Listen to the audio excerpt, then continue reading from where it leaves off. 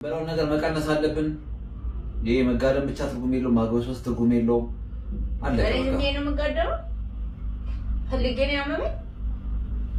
አረዶ እንደ በእናትህ በእንደዚህ አይነት ነው ያላቀህም ከየት ነው ያመጣው እንደዚህ አይነት ባህሪ?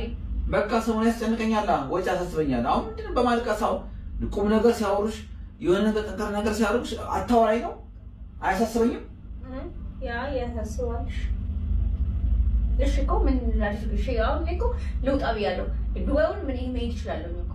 የዱባዩ ሌላ ወጪ ነው። በቃ የዱባዩ ሌላ ወጪ ነው። ሌላ ወጪ ነው ማለት ምንድን ነው? እዛ የሆነ ነገር ብትሆኝ ማን ነው የሚደርሰው? ለመምሸት ስለ ሕክምናውስ ያው እኮ ነው። አንተ ራስሽናችን እያልከኝ ነው?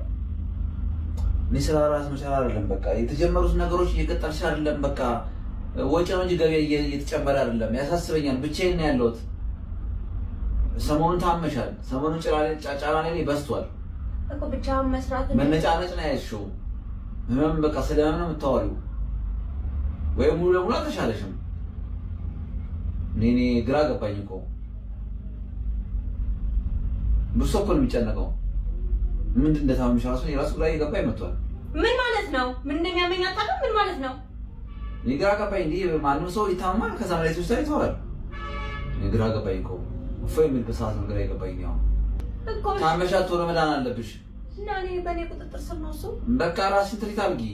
ከዚህ በላይ ትሪት ማድረግ አልችልም። አሁን ለምግብ በላሽ ትለኛለህ። አሁን ደግሞ መልሰህ ራስሽን ትሪት አድርጊ። እንዴት ነው ራሴን ትሪት አድርጊ? እሺ ንገረኝ።